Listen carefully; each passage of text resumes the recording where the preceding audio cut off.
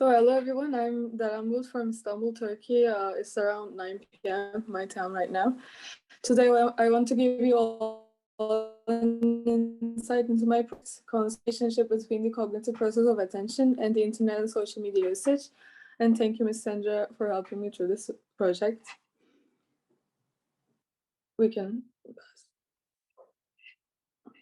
There are many adolescents and young adults here in the symposium. As you may relate, we were all born into a connected world, and we are the first generation adapted to internet, thus we will be the first generation to get the psychological effects fully. And one of the cognitive processes that is affected by this is the attention process, and observing attention deficits both in me and among my friends was the thing that initiated this project for me. We can go. The discussion over how a new technological innovation will affect human cognitive process did not start with the internet and social media. When the press was first invented, there were many concerns about how it would affect memory because people now wouldn't have to memorize and write a lot of things. However, as these statistics demonstrate, the internet is a whole new discussion topic for the humankind. In a 2022 report by Pew Research Center, it was found that approximately all of young adults across 18 countries, except one, reported using the internet. And another survey, most of US teens have some access to digital devices, such as smartphones with 95%, a computer with 90%, and a gaming console with 80%. Before moving forward, there are some terms that I refer to throughout my study that one may not be familiar with, and I will just mention that I refer to adults and young adults a lot, and it's according to the World Health Organization, is the people between the ages 10 and 24. So what are we talking about when we say attention? Attention is a state in which cognitive resources are focused on certain aspects of the environment rather than on others, and the central nervous system is in a state of readiness to respond to stimuli.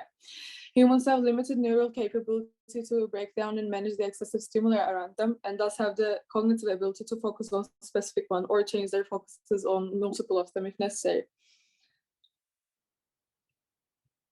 And most of today's current literature depends on neural findings and evidence. However, this system is very complex, and researchers have yet to attribute the occurrence to one reason only. Okay, let's start with the phenomenon of media multitasking and attention and how it interferes with the attention process. There's a tendency to multitask on social media platforms and the internet. This is where multitasking is starting to be referred to as media multitasking, which happens when people are exposed to different and multiple sources of media stimuli. Especially computers have made media multitasking easy and encourage it by creating the available environment. It is clear that the primary purpose of a website or a social media platform is to capture viewers' attention. Pop-up elements and notifications are all made solely to capture one's attention involuntarily. A person's sustained attention can interfere with a millisecond interaction between multiple websites, and this interference can even last a while after ceasing the interaction with the net. High media multitasking levels are also associated with reduced gray matter in the prefrontal areas of the brain, which are responsible for sustained attention and the ability to ignore distracting stimuli. But what I mean by saying reduced gray matter is that cell death in that specific region and irreversible brain damage, thus a deficit in functioning. So next up, we have attention span and how social media shortened it. Seeing me and my friends being unable to watch a 5-minute video without getting distracted, especially after COVID when we were constantly online, was the thing that started this project idea for me, actually. This was backed up with Wired reporting that almost half of the TikTok users find videos longer than 1 minute stressful in 2020. TikTok is a social media platform where people can upload very short videos and you can scroll through them. This is right now one of the most popular platforms, as you know. And leading social media platforms such as Instagram, including TikTok, are based on the phenomenon of scrolling, where if one is exposed to a stimulus and did not like it, they can easily pass over it. As mentioned before, like website designs, social media content is made for one purpose only: capture viewers' attention. And sociologist Dr. Julie Albright stated the scrolling phenomenon as it's almost hypnotic. You will keep watching and watching, in addition to being in a pleasurable dopamine state.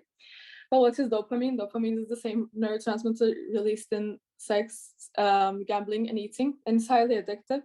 Scrolling through social media, getting likes, seeing something pleasing to the eye, talking with people, ignoring and escaping the natural world are all things that trigger the reward system. And this turns into an easy way to release dopamine, and thus feels good, but that point on, it kind of becomes an addiction.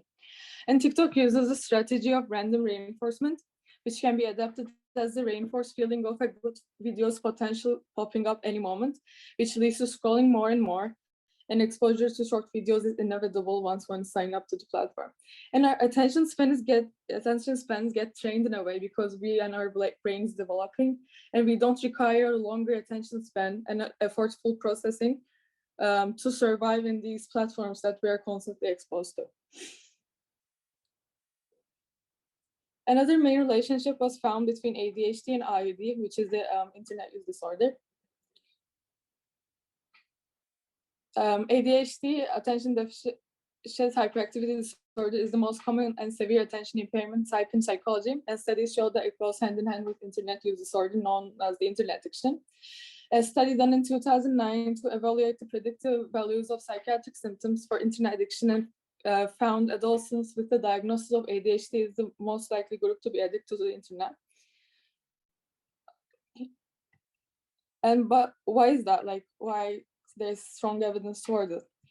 People diagnosed with ADHD have deficits mainly in higher level cognitive functions, frequently mentioned as the executive functions. This indicates that the abnormal brain activities in the subjects with ADHD lead to impaired inhibition, which causes significant lack of self-control. They can prevent themselves from activities that are rewarding, that are dopamine releasing, like the internet. Thus, we can say that the nature of ADHD shows extreme vulnerability to internet addiction. However, current literature is suffering from a big question mark at this point. Is overusing the internet a causal factor for ADHD, or whether adolescents with ADHD are more prone to excessive internet use? There are studies that support both parts of this paradox, but it's still unclear.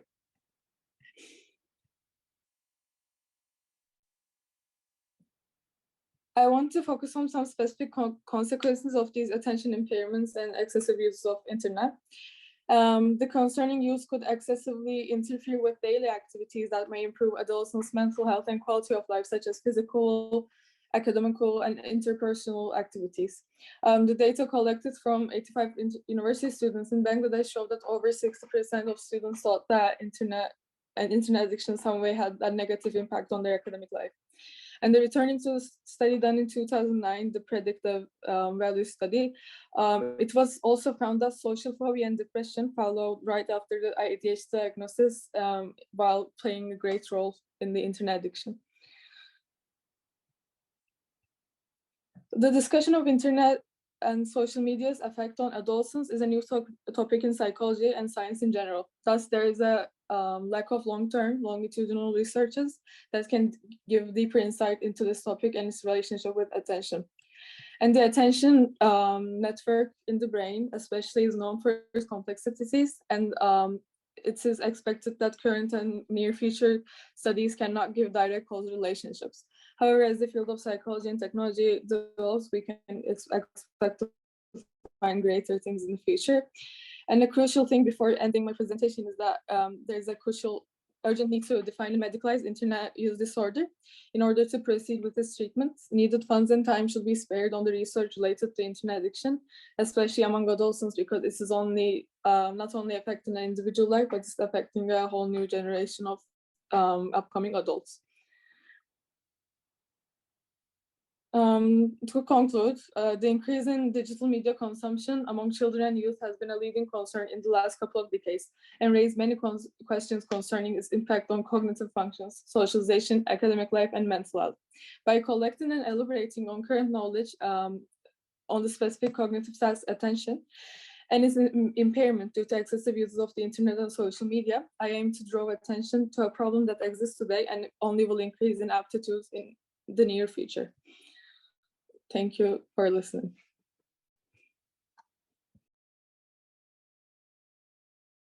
Awesome. Thank you so much. If we have any questions from the audience, please feel free to submit them now. But I have a question for you first. In your future investigation slide that you talk about increasing awareness, particularly in schools, what would you recommend to policymakers, like state and federal officials, on how to increase awareness of the negatives, side effects of social media usage? I mean, all of us at this my age, I think, in some point on in their academic lives, have been in a conference about excessive use of internet by their schools or academic environments. But I mostly don't find them educational and like kind of in a way repetitive. So I mean, they can change the ways they like present and maybe come with like more reasonable solutions than just seizing the internet uses, but maybe alternative. And I was like more concerned about how young adolescents are not really taught about attention impairment specific, like ADHD. Like ADHD is a thing. If you're struggling with the attention, this may be a fitting, like not diagnosis, but like general awareness. So yeah, that was my aim while talking about increasing awareness in a way. Awesome. Great. I have a few more questions actually that just came in. How do the impacts of social media compare to the impacts of other media in the past, like TV? Yeah, well, social media. So that's the really nice question. That like I first in my study, I want to add like a part where like a more developmental process of like how first media with like television's effect on the world, and like I think our like mother's generation, and then social media ours. But like there wasn't enough research on the first thing I mentioned. But I think I mean the screen times and like the attention span necessary. Basically, the social media today requires little to no attention span to have fun on it. But like in television, at least, you still need to focus on something, to watch a movie or something for at least like 2 hours or something. So I think definitely the needed attention span differed a lot, and like the time spent on it, because like television is good for like certain hours of the day. You can't enjoy it all day, but you can definitely spend a pleasurable time in social media all day and like all the time. Yeah, makes sense. And one more question. I'm gonna have to put this in there. Anonymous Tenji asked it. I know you mentioned TikTok. Would you say that's the app that has the largest negative effect, or another app? I don't have like specific evidence that TikTok seems like the largest negative effect, but I mean, I think the scrolling video thing started with TikTok, and then like Instagram with Reels and Reels and stuff. They adapted it from that because like it was really popular from in TikTok. So there's some specific things that indicate that it kind of really started with TikTok, and like the peak of TikTok was I think in COVID with the usage where we were constantly online. So I think definitely if it wasn't TikTok, it would be like scrolling through videos, like even different platforms, the acting will be the same, that like affected our attention span most negatively. Makes sense. Yeah. Great. Thank you so much, Deren. That was Thank great. you. First presentation of session 6.